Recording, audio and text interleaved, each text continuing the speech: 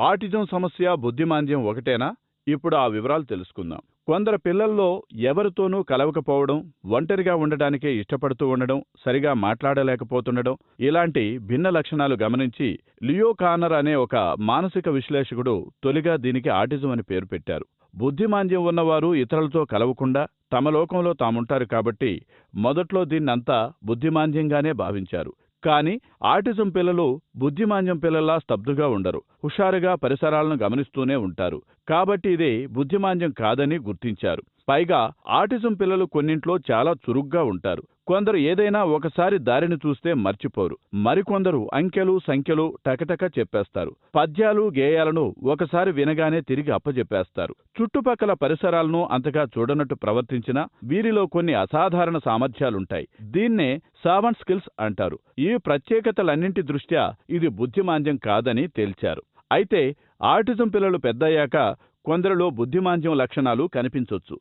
ఇతరులతో కలివిడిగా ఉండకపోవడం, నేర్చుకోకపోవడం వంటివి దీనికి దారితీయొచ్చు. అసలు ఆటిజం సమస్య కారణాలేమిటో ఇప్పుడు మనం తెలుసుకుందాం. ఆటిజంకు ఇదమిద్దమైన కారణం ఇదే అని చెప్పడం కష్టం. అందుకే దీనికి సంబంధించి రకరకాల సిద్ధాంతాలు, భావనలు విస్తృతంగా ఉన్నాయి.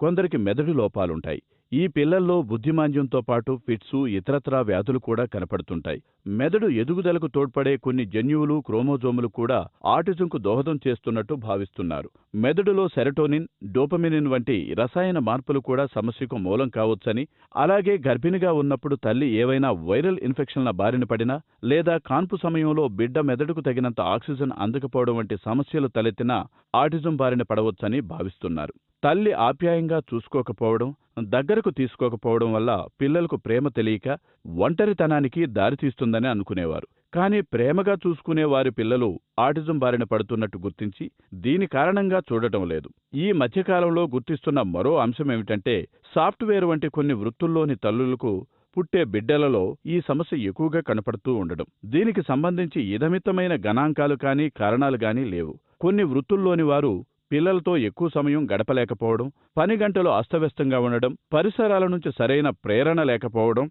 రేడియేషన్ ప్రభావం వంటి కారణాలు కావచ్చు. మొత్తానికి ఆటిజంపై చాలా రకాల ఆలోచనలు, భావాలు, సిద్ధాంతాలు అందుబాటులోకి వస్తున్నాయి గాని ఇవేవీ కూడా పూర్తిగా నిరూపణ అయినవి కావు.